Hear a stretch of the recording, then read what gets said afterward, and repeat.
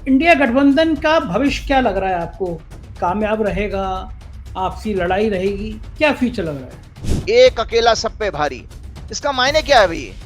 भाई एक अकेला किसानों पर भारी, एक अकेला महिला पहलवानों पर भारी, एक अकेला गरीबों पर भारी। 85 करोड़ लोगों को आप भोजन दे रहे हैं 10 साल में। आप कह रहे हैं हम थर्ड लार्जेस्ट इकोनॉमी बन जाएंगे, फिफ्थ लार्जेस्ट इकोनॉमी बन जाएंगे, लेकिन आप तो भिखारी दे रहे हो, उसको में भी अपमान करते हो। भाई आपके नाना जी का पैसा तो है नहीं। ये कोई भी बीजेपी का नेता उन महिला खिलाड़ियों के साथ हुए अन्याय के बारे में बोल नहीं सकता।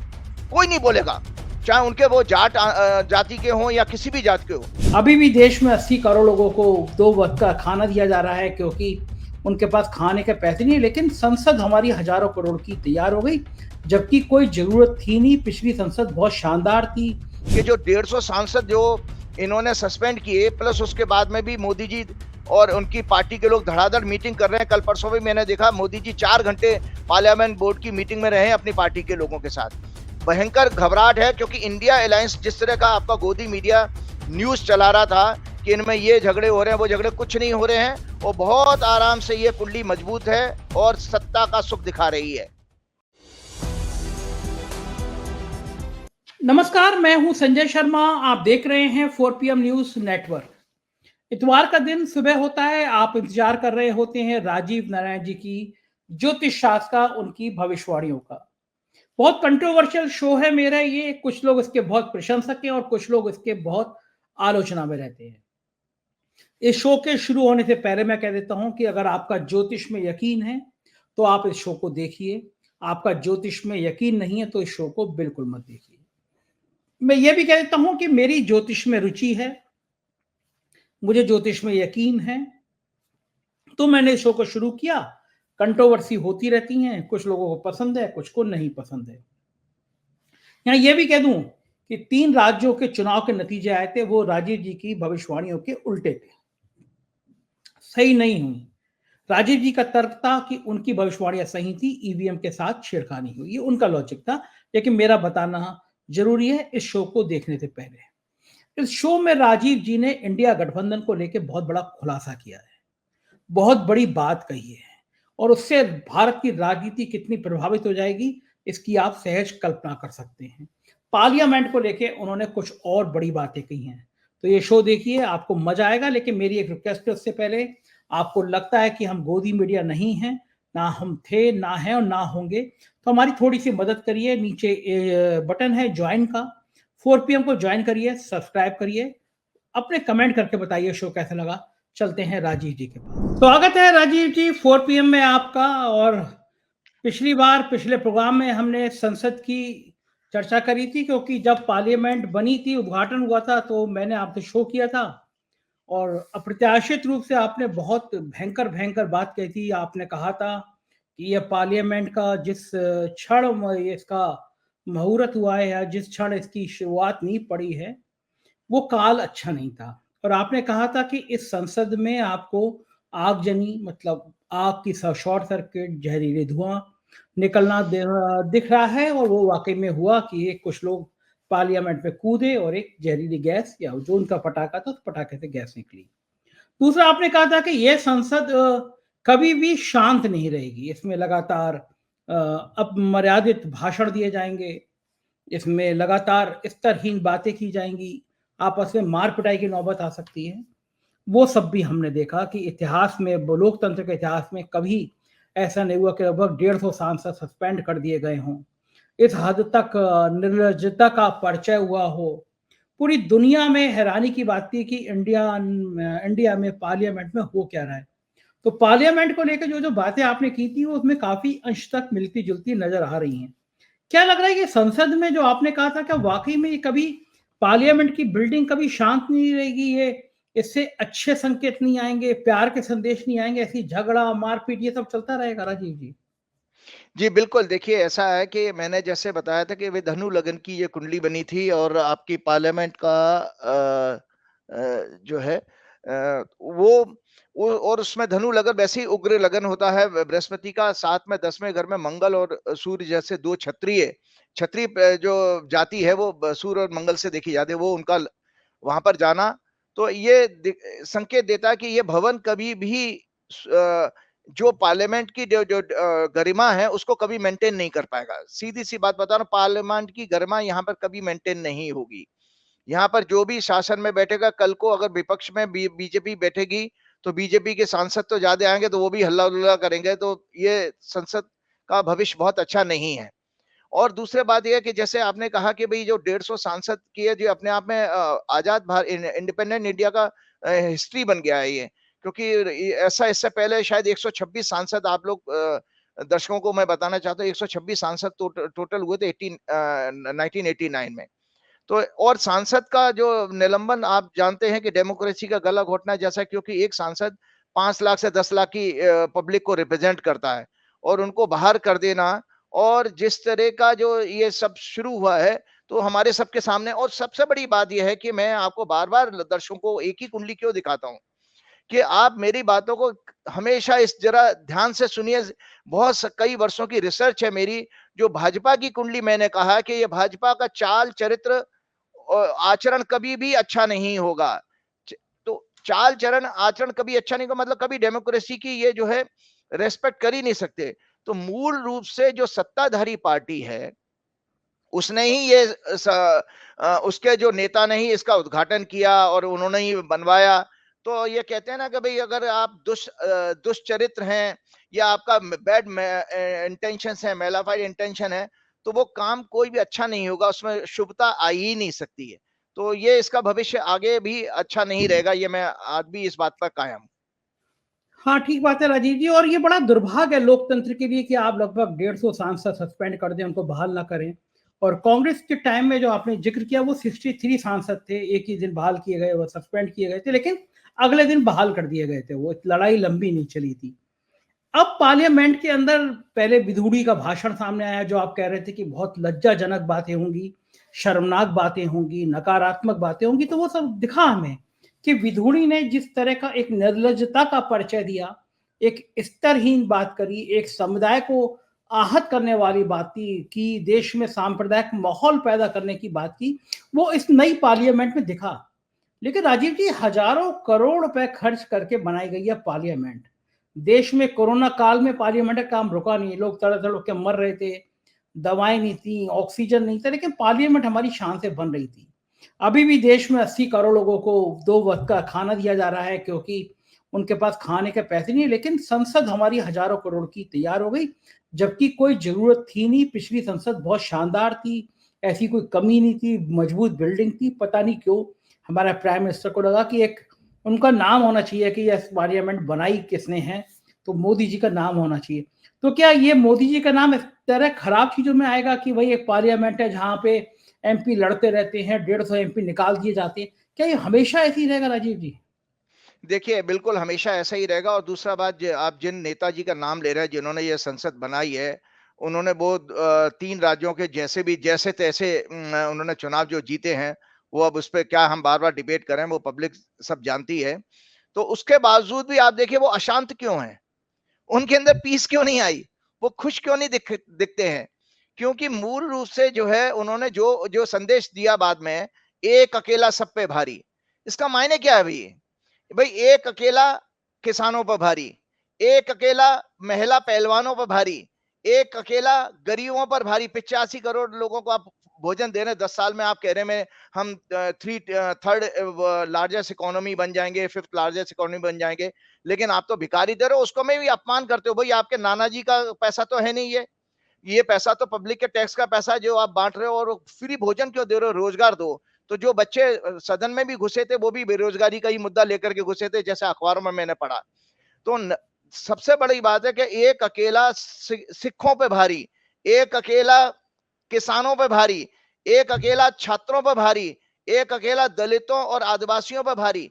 तो ये एक अकेले की बात क्यों करते हैं? क्योंकि आज हमने बार बार हमने ये कहा कि भाई जो राक्षसों के गुण जो बताए गए हैं, वो भगवान कृष्ण साहब ये कहा गीता के।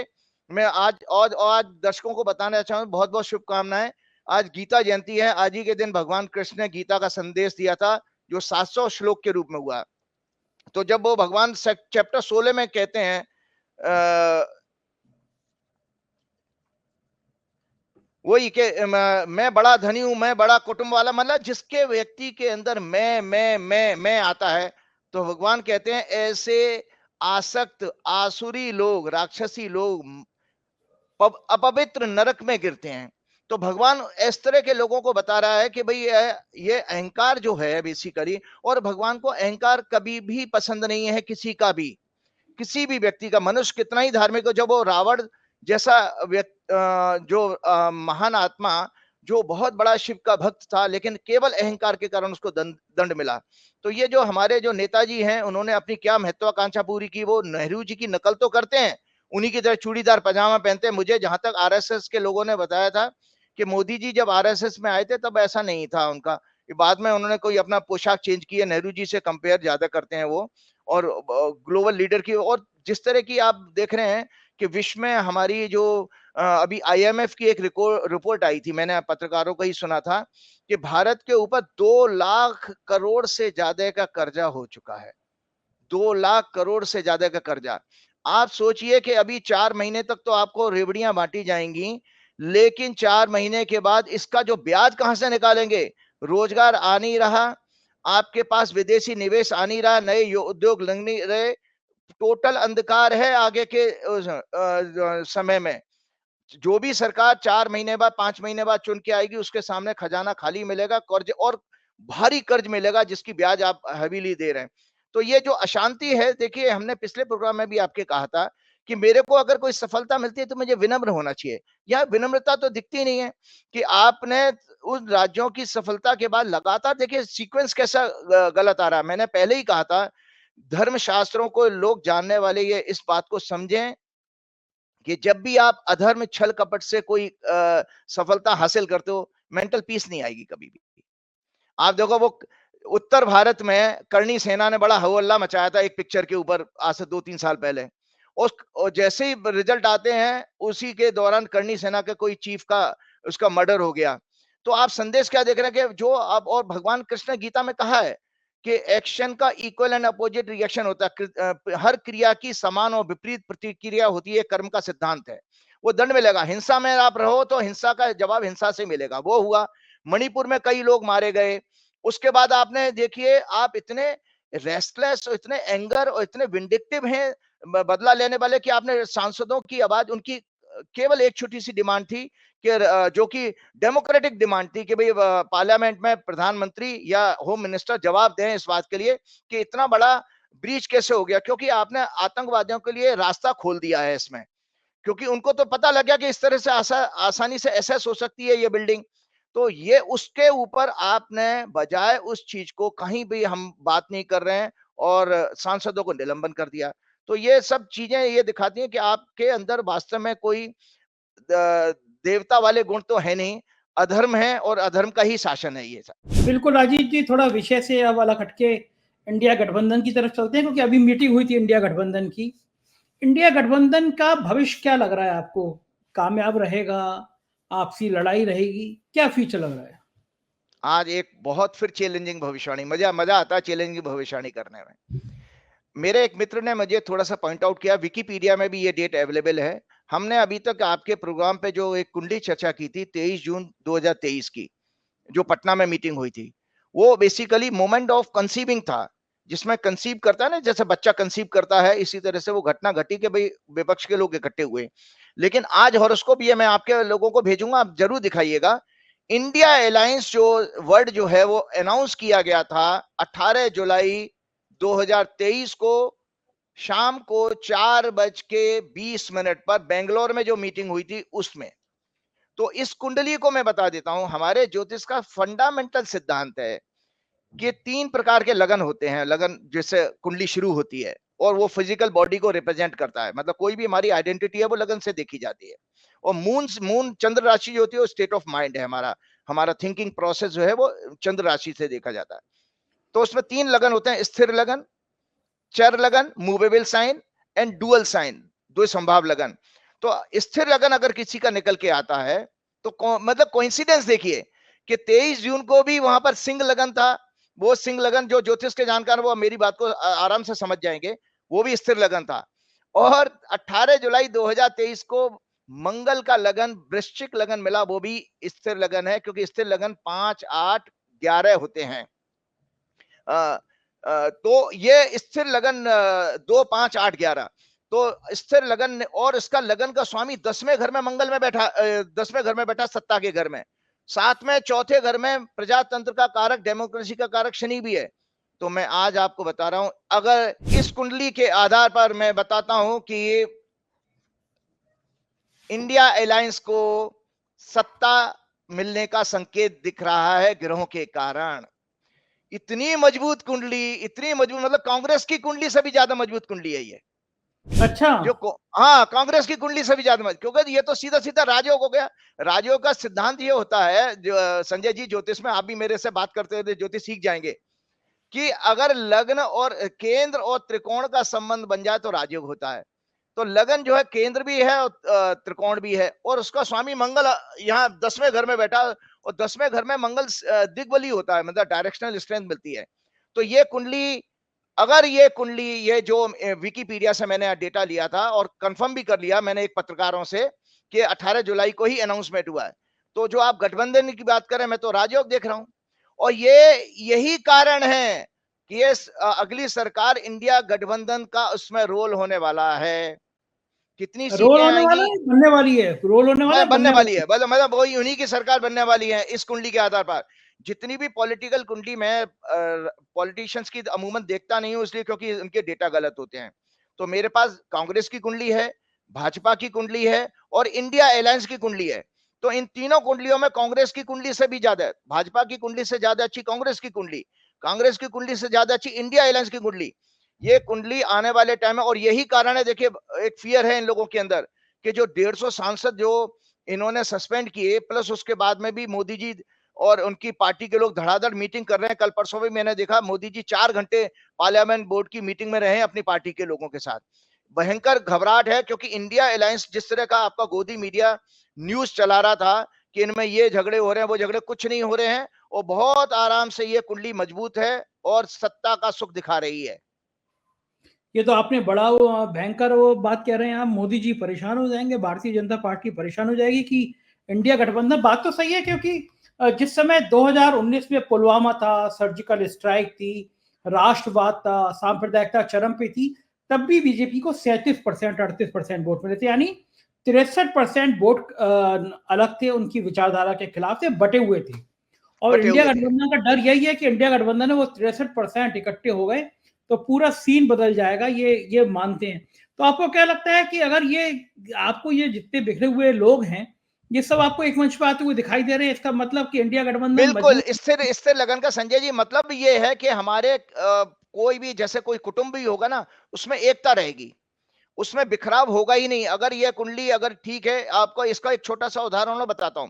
जब भारत की आजादी का समय निकाला गया था, तो 2 जोशी, मैंने आपके प्रोग्राम में ही कहा, 2 जोशी बुलवाए गए थे, पंडित हरदेव शर्मा शास्त्री और सूर्य नारायण व्यास उज्जैन वाले। और पाकिस्तान को उन्होंने, अंग्रेजों ने अपनी मर्जी से उनका अनाउंसमेंट कर दिया था। तो हमारे जोशियों ने, राजेंद्र प्रसाद जी ने इनवाइट किया था, तो उन्होंने ये इसी चीज का ध्यान रखा था, जिस जिस सिद्धांत को मैं बता रहा हूं। उन्होंने कहा भाई स्थिर लगन में हम जो है भारत की आजादी लेंगे। तो टॉरस लगन में, भारत की 2 नंबर लगन होता टॉरस, उसमें आजादी ली गई, इसीलिए। अच्छा, उस समय भी ये सब देखा जाता था। बिल्कुल, क्योंकि सिद्धांत है ना ज्योतिष का। तो आप देखिए, इसका प्रत्यक्ष प्रमाण यह है कि पाकिस्तान के 2 टुकड़े हो गए, मतलब एक साथ 2 आजाद हुए हैं, उनका ये बांग्लादेश बन गया उनके अंदर से। हमारे यहाँ 2 टुकड़े नहीं हुए आज तक भी।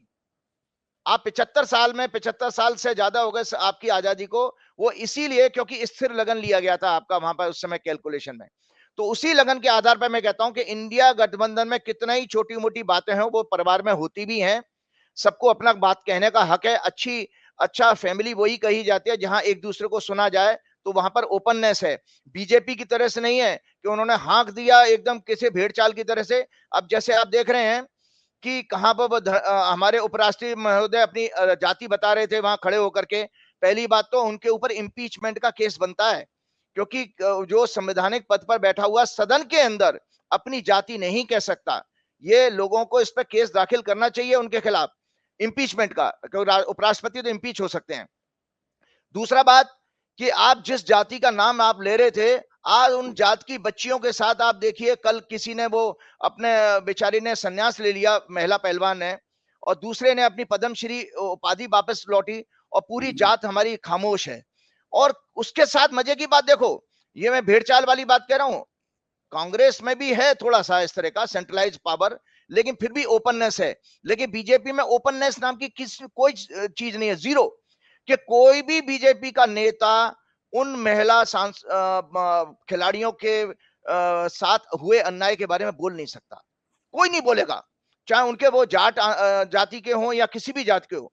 तो आप देख रहे हो लगातार इसी तरह रमेश बिधूड़ी जी ने कुछ कह दिया, वहां पर भी कोई नहीं कुछ बोल रहा है। 150 सांसद आपने, मतलब हर काम में आप देखिए कि जो भी इन्होंने अपराध किए हैं वो सारी पार्टी एक लाइन ले लेती है। महिलाएं कहां चली गई, आज वो कहां चले गए, इनके जो समर्थक गोदी मीडिया के लोग कहां चले गए। इन बच्चियों के साथ अन्याय हो रहा है, मैं 2 दिन से ये लगातार टीवी दिखाने की कोशिश कर रहा था, डिबेट सुन रहे हैं, और वो कहां चले गए, अक्षय कुमार कहां चले गए, सचिन तेंदुलकर कहां चले गए। ये सब लोग स्वार्थी लोग हैं जो सत्ता के साथ मलाई तो खाते हैं लेकिन आम समाज के साथ जुड़ना पसंद नहीं करते हैं। तो ये आपको मैं फिर वापस निश्चित कर रहा हूं कि इसीलिए मैंने उदाहरण इंडिया के आजादी का दे दिया कि वो भी स्थिर लगन था, और स्थिर लगन में ही इंडिया अलायंस पहली मीटिंग भी स्थिर लगन में हुई है। कोइंसिडेंस है, इन लोगों को ज्योतिष किसी जोशी को नहीं पूछा होगा उन्होंने, मैं पक्का मानता हूं। और दूसरी बेंगलोर में भी मीटिंग, तो ये तो भाई शासन में आ रहे हैं वापस। बड़ी बात कही आपने। दूसरा एक महत्वपूर्ण बात यह है इस बीच में कि राहुल गांधी प्लान कर रहे हैं भारत जोड़ो यात्रा पार्ट 2 निकालने के लिए। अगर राहुल गांधी फिर यात्रा निकालते हैं तो ये यात्रा कैसी रहेगी? देखिए, मैंने आपको पहले ही बताया था कि कांग्रेस की जो कुंडली है वो 2 जनवरी 1978 को कांग्रेस बनी थी, और ये जरूर करना चाहिए। बार बार मैंने आपके प्रोग्राम में एक चीज को हमेशा मेंटेन किया है, मैंने कभी भी किसी प्रोग्राम में नहीं कहा कि राहुल गांधी के अंदर प्रधानमंत्री पद का कोई योग है। राहुल गांधी को मैंने हमेशा प्रोजेक्ट किया कि राहुल गांधी बेसिकली एक सेंटली फिगर है। उसकी जो कुंडली में जन्म का बृहस्पति प्रभावित हो रहा है गोचर के बृहस्पति से, तो उसको इसी तरह के धर्म कर्म और नेटवर्किंग में जाना चाहिए। जो हमारी भारत जोड़ो यात्रा किसी भी प्रकार की यात्रा, ज्योतिष में ज्योतिष के प्रेमियों को बता देता हूं, तीसरे घर से यात्रा देखी जाती है। Third house is house of journey. तो राहुल गांधी की कुंडली में बृहस्पति तीसरे और 11वें भाव को एक्टिवेट कर रहे हैं, तो राहुल गांधी को ये यात्रा निकालनी चाहिए। और राहुल गांधी की इस यात्रा से लाभ ही लाभ होगा, क्योंकि उनकी हॉरोस्कोप में बेसिकली महात्मा गांधी जैसा फिगर जो है इवॉल्व हो रहा है। यही मैंने आपको पहले बार भी कहा था कि महात्मा गांधी का लगन और राहुल गांधी का लगन एक ही है। तो इसीलिए राहुल गांधी किंग मेकर तो बन सकते हैं, लेकिन किंग बनने में उनको परेशानी आएंगी। और अजात शत्रु, मैंने एक और बात कही थी, उनके 6वें घर में राहु है, तो उनकी जो स्ट्रेटेजी प्लानिंग है, जैसे कल के मैं बहुत देख रहा हूं मीडिया कितना भी उड़ा रहा है, उन्होंने नीतीश कुमार से बात की, बहुत अच्छी इस समय स्ट्रेटेजी बना रहे हैं राहुल गांधी। मतलब राहुल गांधी इतना बढ़िया इसमें स्ट्रेटेजी एंड प्लानिंग में इन्वॉल्व है, वही उनकी सबसे बड़ी खूबी भी है।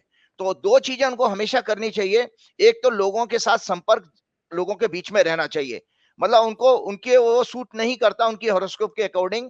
मैं आज कांग्रेस के लोग भी सुने इस बात को कि वहां पर वो इलेक्शन की रैली को, स्पीच को संबोधित कर रहे हैं, वो नहीं, वो मासेस के साथ मास कांटेक्ट में चले जाएं, जैसे भारत जोड़ो यात्रा जैसी, उसी से उनका कद भी बढ़ेगा और पार्टी को उनकी फायदा होगा। बिल्कुल ठीक है। राजीव जी, बहुत सारी जानकारी दी। अंत में आप कुछ दर्शन के बारे में, दर्शन शास्त्र के बारे में, धर्म के बारे में बताते हैं दर्शकों के लिए। हाँ, बहुत अच्छी बात। ऐसा है कि मैंने कभी एक बीमारी की बात की, मैंने बीजेपी की कुंडली में, इतनी अच्छी कुंडली है बीजेपी की कि जितनी भी मानसिक बीमारियां हैं वो सारी की सारी वहां से एक्सप्लेन की जा सकती हैं, सारी मानसिक बीमारियां। जैसे स्किज़ोफ्रेनिया मैं बता ही चुका हूं, और बाइपोलर में बता ही चुका हूं। बाइपोलर में जिसमें मतलब लोगों को गुस्सा आता फिर शांत हो जाते हैं, वो बाइपोलर होगा। स्किज़ोफ्रेनिया मतलब जिसमें आप फियर के कारण किसी को मार देते हो। एक नई बीमारी और है, फियर साइकोसिस, इसको पैरानोया कहते हैं। Paranoia is extreme emotional state combined with cognitions. It makes us feel angry, sad और frightened. Continuous suffering with this changes our gastric juices, hormones, breathing and sleep pattern in our body। तो ये जो बीमारियां हैं ये एक तरह से डिप्रेशन की तरफ भी लेके जाती हैं। भाई है तो माइंड की चीजें। और एक मानसिक बीमारियों के लिए मैं ज्योतिष के कुछ कॉम्बिनेशन बता देता हूं, क्योंकि ज्योतिष में कुंडली के आधार पर ही हम देख लेते हैं कि बीमारियां, मानसिक बीमारियां किसको हैं किसको नहीं होंगी। तो मून जो है, it is the significator of mind, its strength और weakness reflect the state of mind, it signifies our attachment, feelings, emotional reactions, mental compatibility with others.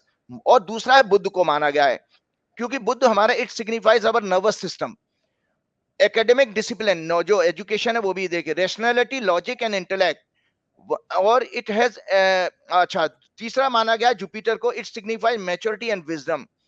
पांचवा घर कुंडली का, आज इसीलिए मैं घुमा करके लेकर के आऊं, ज्योतिष से भक्ति को जोड़ने की कोशिश करूं। हमारी आपकी कुंडली का ये जो पांचवा घर है, ये पांचवा घर होता है, ये आपका पूर्व पुण्य भाग का है। मतलब आपकी जब आत्मा एंटर करती है, जब मनुष्य का जन्म होता है तो आत्मा यहां से एंटर करती है, यहां से एंटर करती है। सो पांचवा घर भक्ति का है, पांचवा घर शिक्षा का भी है, पांचवा घर ज्योतिष का भी है।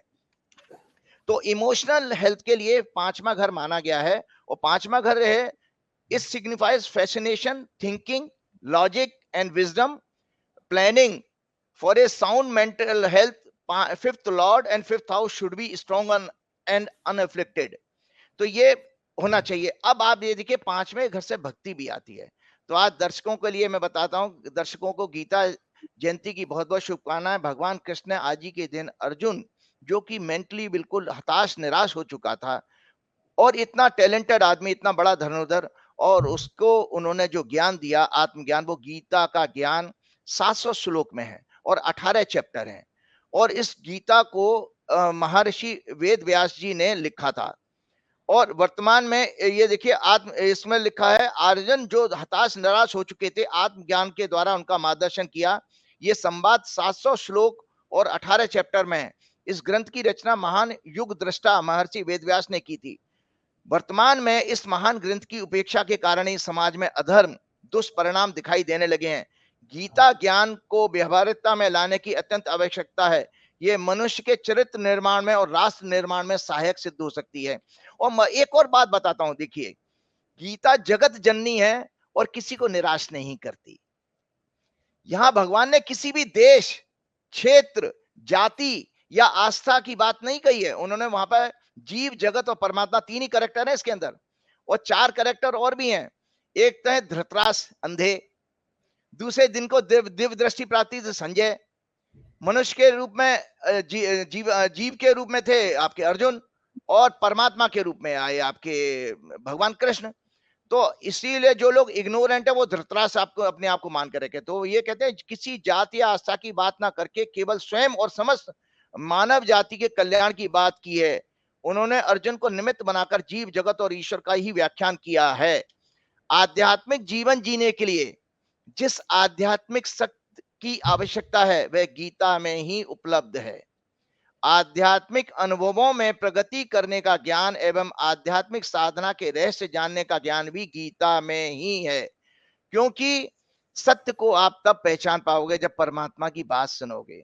क्योंकि सत्य से धर्म की रक्षा होती है, दान से दया बढ़ती है, क्षमा से धर्म स्थिर रहता है, क्षमा करने वाला सदैव धर्म में रहता है, क्रोध से धर्म का नाश होता है, झूठ, हिंसा, हठ से अधर्म बढ़ता है।